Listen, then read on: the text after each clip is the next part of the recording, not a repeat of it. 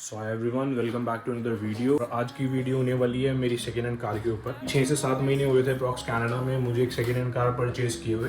सो आज की वीडियो में मैं वही सारे टॉपिक्स कवर करने वाला हूँ कि अगर आप एक सेकेंड हैंड कार लेने जा रहे हो बाहर, तो आपको किन चीज़ों का ध्यान रखना है। तो उससे फ़ायदा ये होगा कि कम प्राइस में आप कैसे एक बेटर डील ग्रैब कर सकते हो। उसके बाद बात करेंगे कि कार आप कहाँ से परचेज कर सकते हो second hand, valid price, market price क्या होना चाहिए कार का। So now let's go out and start the video। यहाँ पर है अपनी कार की कीज। तो आज मौसम काफ़ी अच्छा हो रहा है बाहर, 26 डिग्रीज, और अभी फॉल स्टार्ट हो चुका है। बाहर जो सारे पेड़ हैं, एवरी पेड़ आउटसाइड इज़ ऑलमोस्ट ऑरेंज और येलो। सो कार की जो हालत है बाहर से काफ़ी गंदी हो रही है क्योंकि 2 दिन से बारिश आ रही थी और उसके बाद काफ़ी दिनों से कार वॉश भी नहीं हुई थी। वो कार रिव्यू स्टार्ट करने से पहले what I am planning is to go for a car wash, और उसके बाद कंटिन्यू करूँगा कार के रिव्यू को, थोड़ा प्रेजेंटेबल लगे जिससे कार दिखाने में अच्छी लगे और मुझे खुद भी वीडियो बनाने में अच्छा लगे। तो आज मौसम भी लकीली काफ़ी अच्छा हो रहा है, तो वीडियो बनाने में ज़्यादा प्रॉब्लम होगी नहीं। So enjoy the views. कर रहे हैं कार वॉश के अंदर। सो बेसिकली ये मैनुअल कार वॉश होती है। You have to get down, coins डाल के, और उसके बाद यहाँ पर कार वॉश स्टार्ट होती है। अभी आगे दिखाता हूँ कार वॉश कैसे कराते हैं। थोड़ी सस्ती पड़ती है। जो ऑटोमेटिक कार वॉश है वो $11 की होती है, 11 से $12 एक कार वॉश। एंड ये वाली जो आप खुद करोगे ये $5 की होती है, तो बस $6 का फ़र्क है। बेसिक स्टार्ट करने से पहले सबसे पहले हम कर देंगे सोप पे, और उसके बाद डालने बस $3। यहाँ पे हमारा पाइप हो जाएगा स्टार्ट।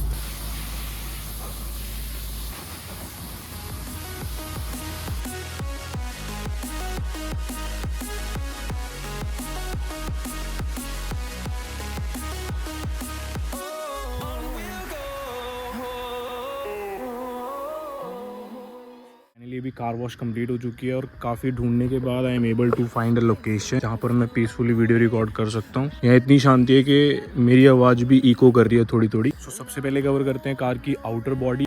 ये कुछ साइड प्रोफाइल है कार की, and we get 18 inches of alloys from company. Then यहाँ पर विंडो टिंटिंग अलाउड है, तो इसलिए जो शीशे आपको दिख रहे हैं ज़्यादा टिंटेड है because it's legal here in Canada. Then rear profile, और यहाँ पर हमें मिलता है ड्यूअल एग्जॉस्ट। देन ऊपर antenna, then blind spot on the side mirrors, और जो साइड मिरर्स हैं ये एडजस्टेड है। Then in front we get 2 fog lamps, headlights normal. Then ये फ्रंट की लुक है। तो अब चलते हैं कार के अंदर, एंड जो मेन फीचर्स होते हैं वो कार के अंदर ही होते हैं। अंदर का करते हैं review start, starting with this door. Here we get all the control panels for all the windows, and here it's lock unlock. Then यहाँ पर window lock for all the windows। ये हो गया हमारा राइट लेफ्ट के front mirror adjust करने का। Here we have this button to open the fuel lid।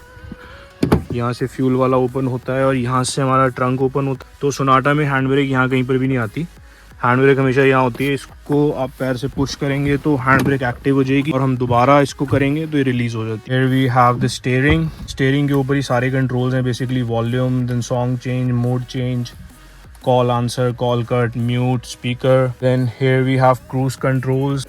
Then here we get a very cool front music system and dashboard, जो कि बहुत बेसिक्स है, ज़्यादा क्योटिक नहीं है। सो ये मोड जो आपको बेसिकली जो वेंट है वो किधर चाहिए, on face, near your feet, then window पे चाहिए, तो ये वो वाले मोड्स हैं। And the best thing about this car is कि ऑटोमेटिक है, which is very helpful in driving. फिर यहाँ पर हमारे 2 चार्जर के पोर्ट्स। तो जो सबसे बढ़िया बात मुझे लगती है कनाडा की वो ये है कि यहाँ पर आप कस्टम नंबर ले सकते हो अपनी मनपसंद का, and you don't have to pay anything additional. खाली $300 की नंबर प्लेट है, आफ्टर टैक्स 340 या 350 बनती है। जैसे इंडिया में होता है आपको 2, 4, 5 लाख देने पड़ते हैं, यहाँ पर वैसा नहीं है। यहाँ पर $100 की नॉर्मल नंबर प्लेट है और 350-400 में आपको अपनी मनपसंद का नंबर मिले। और जो खास बात है दैट इज़ वेरी कन्वीनियंट कि सीट्स इलेक्ट्रिक हैं, फ्रंट बैक, ऊपर नीचे, एंड आगे पीछे इट्स ऑल इलेक्ट्रिक। फिर यहाँ पर है हमारी कुछ स्पेस, अगर आपको अपनी सनग्लासेस या फिर ग्लासेस स्टोर करने हैं। यहाँ पर हमारी ये लाइट्स आ गई, ये हमारा बटन हो गया। देन सबसे बढ़िया एक और चीज़ जो मुझे लगी वो है सनरूफ। आप ऑब्वियसली बाहर तो नहीं निकल सकते, but at least you can get a feel of sunroof. और सनरूफ के बाहर से कुछ ऐसा व्यू है आगे पीछे। तो मुझे एक और ख़ास बात जो लगी इस कार की वो है कि आपको इसमें हीटेड सीट्स का ऑप्शन मिलता है। बेसिकली जब ठंड बहुत ज़्यादा होती है, so you are able to get comfort उस ठंड से। आप इसको हाई हीट या फिर लो हीट पर करके और एयर बैग्स की अगर बात करें कार के अंदर, there is the first air bag, 2 3 4 5 6 in total 6 air bags. तो अगर कार के साउंड सिस्टम की बात की जाए तो साउंड सिस्टम भी काफ़ी बढ़िया है। जैसे एक स्पीकर यहाँ पर आ गया, then again here we have speaker there और 2 हमारे रेयर में। तो कार का जो साउंड सिस्टम और सराउंड सिस्टम है दोनों बहुत बढ़िया है, अमेजिंग है। उसके बाद अब चलते हैं पीछे, और पीछे चल के एक बार लेग स्पेस को कवर करते हैं।